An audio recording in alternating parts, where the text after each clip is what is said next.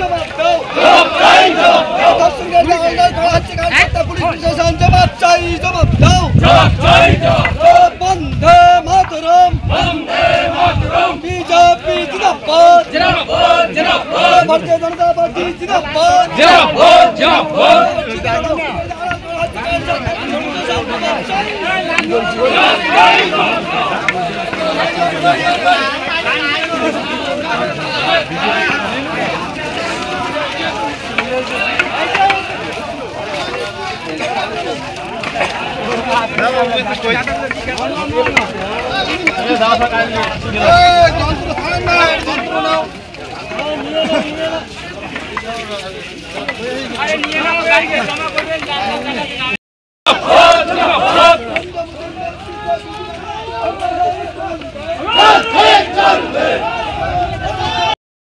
দাদা, আপনাদের আজকে কি কর্মসূচি ছিল?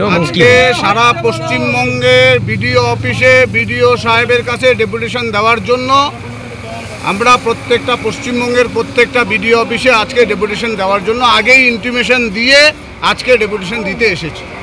আমরা ডেপুটেশন দিতে এসেছি, আমাদের এমএলএ সাহেব ছিল, সঙ্গে আমাদের সাধারণ মানুষ, পঞ্চায়েত সমিতির মেম্বার, পঞ্চায়েত মেম্বার, সাধারণ মানুষ থেকে শুরু করে ভারতীয় জনতা পার্টির সাধারণ মানুষ বিডিও অফিসে ডেপুটেশন দিতে আসছে। আর বিডিও অফিসে রীতিমতো এই বিডিও অফিসের সভাপতি যিনি আছে সেই সভাপতির নেতৃত্বে তৃণমূলের হারমাত বাহিনী তারা রীতিমতো পুলিশের সামনে, সচক্ষে পুলিশের সামনে রীতিমতো ঘুরে বেড়াচ্ছে।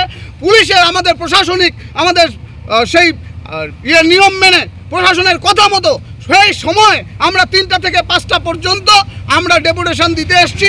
বিডিও অফিস আমাদের 3টা থেকে 5টা পর্যন্ত সময় দিয়েছে, কিন্তু এই বিডিও অফিসের যে সভাপতি আছে সেই সভাপতির নেতৃত্বে রীতিমতো তৃণমূলের গুন্ডা বাহিনী পুলিশ প্রশাসনের মদতের সাহায্যে রীতিমতো বিডিও অফিস দখল করেছে। কিন্তু আমরাও ঠিক ছাড়িনি, আমরা এসেছি, কিন্তু পুলিশ প্রশাসন তৃণমূলের সেই নেতাকে, তৃণমূলের সেই দলদাসকে, তৃণমূলের সেই গুন্ডাদেরকে আগলে রেখেছে।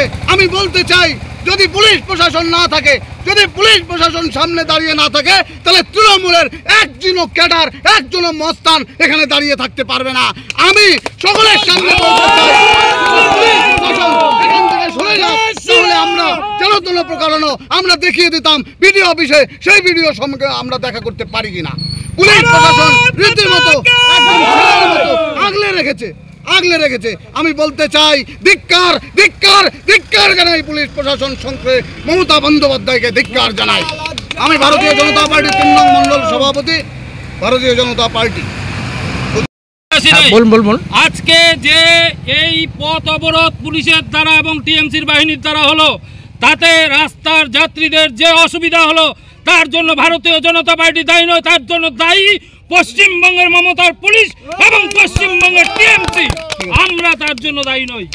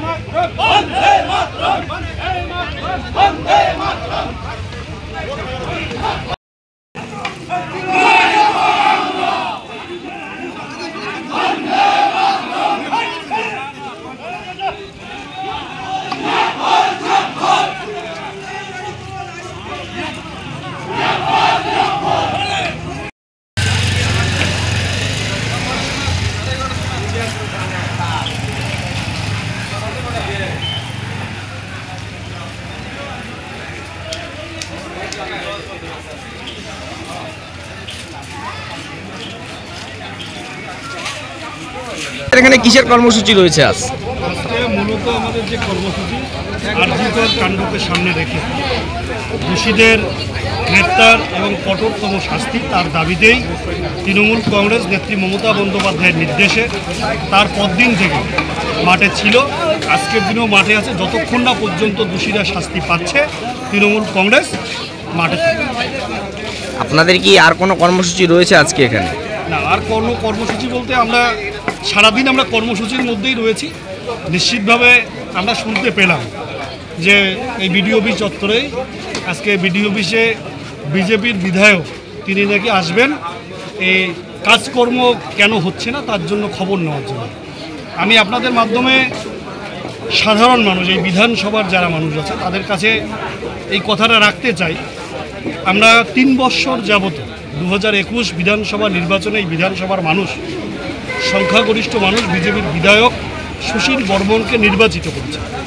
কিন্তু 3 বৎসর বিধায়ক কোটার টাকা থেকে শুরু করে যে সমস্ত সুযোগ সুবিধা বিধানসভার বিধায়ক নিয়ে এসেছেন আমরা দেখিনি আমাদের বিধানসভার কোথাও কোনো কাজ করতে।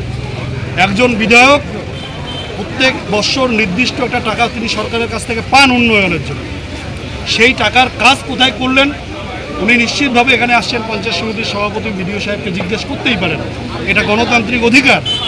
কিন্তু আমি একজন এই বিধানসভার নাগরিক হিসেবে, এই ব্লকের নাগরিক হিসেবে আমারও অধিকার রয়েছে।